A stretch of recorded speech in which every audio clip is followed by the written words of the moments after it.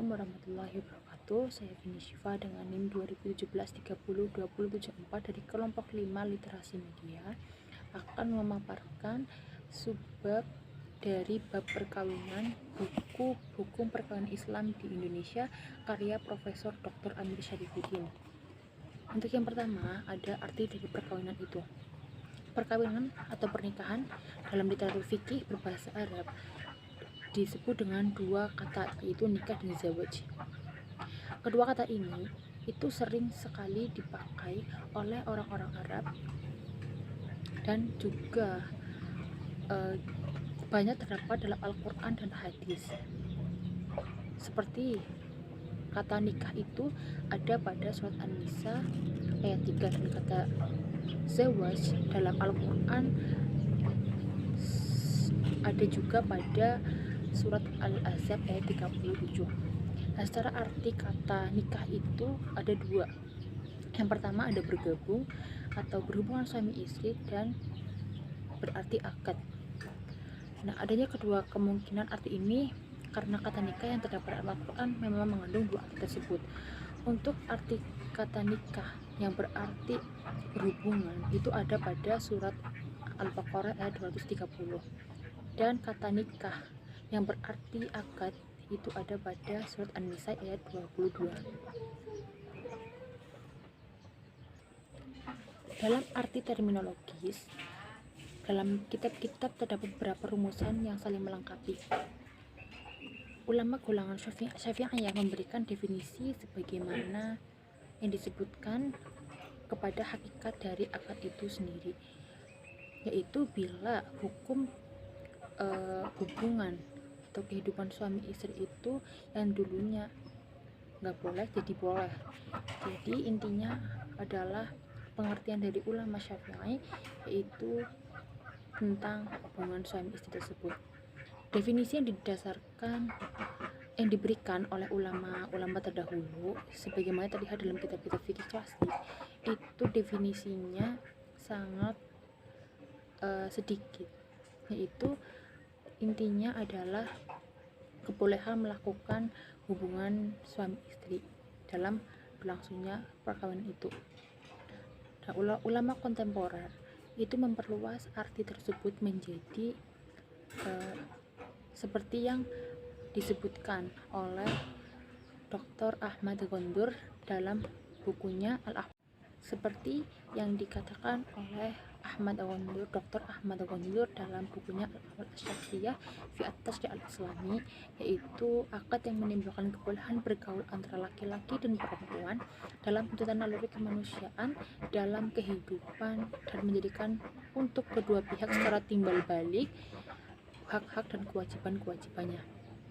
Dan negara-negara muslim waktu merumuskan undang-undang perkawinan melengkapi definisi tersebut dengan penambahan hal-hal yang berkaitan dengan kehidupan perkawinan itu. Nah, undang-undang di Indonesia merumuskan dengan perkawinan ialah ikatan lahir batin antara seorang pria dengan wanita sebagai suami istri dengan tujuan membentuk keluarga atau rumah tangga yang bahagia, kekal berdasarkan ketuhanan Yang Maha Esa. Di samping definisi yang diberikan oleh Undang-Undang Nomor 1 Tahun 1974 itu, kompilasi hukum Islam juga memberikan definisi lain terkait arti perkawinan tersebut, yaitu perkawinan menurut Islam adalah pernikahan, yaitu akad yang sangat kuat atau misalkan ghaliban untuk menaati perintah Allah dan melaksanakannya itu merupakan ibadah.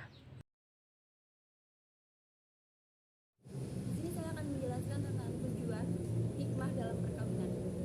Ada beberapa tujuan yang diisyaratkan perkawinan dalam Islam.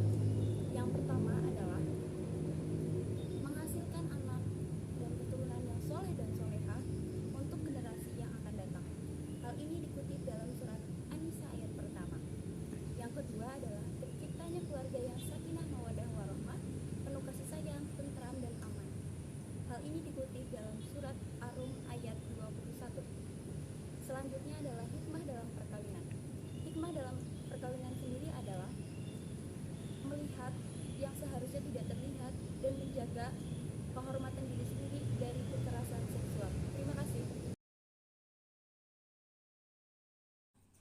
Di sini saya akan melanjutkan untuk menjelaskan ulang mengenai materi yang ada dalam buku Hukum Perkawinan Islam di Indonesia. Materi yang akan saya sampaikan dalam buku ini yaitu materi mengenai rukun perkawinan.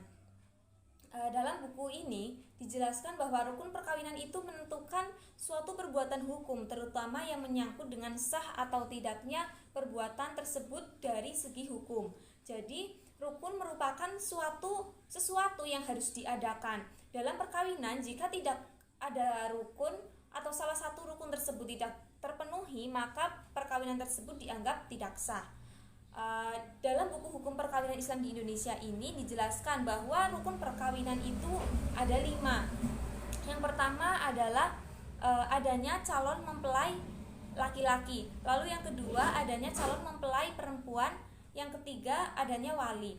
Wali adalah seseorang yang karena kedudukannya berwenang untuk bertindak terhadap dan atas orang lain.